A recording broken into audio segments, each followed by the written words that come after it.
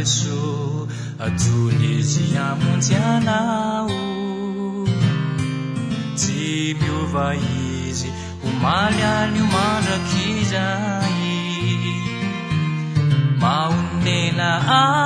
sy mahita anao mijaly metezanio tapaony evitrao androany ity ao tovonona anompo anao raisony foko anjakao manomboko izao tantano tsy polavo andresiatrany ao mandra-pivery nao akay hoany aminao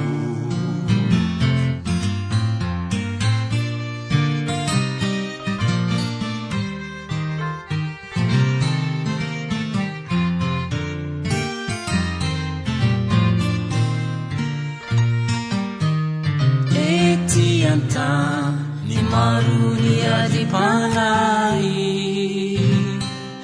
mi bandala na satana ratsufanai Jesu anef mamunje sivunu na yai mi zapanut mi verina amini rai iti autu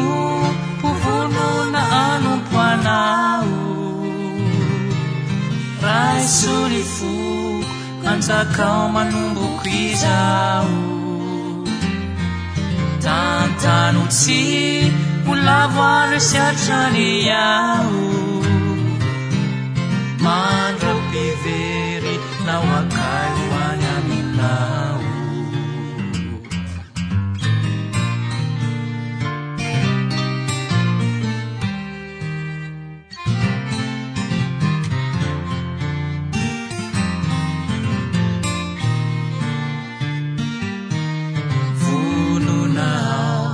so anarakanao miandro kosisa atolotro atramizao manaiky ao vonona patoanao onenoa omeoery avy aminao ity ao vonona anompo anao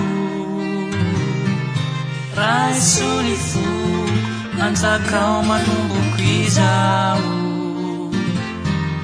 tantano tsy polavo andresiatrany ao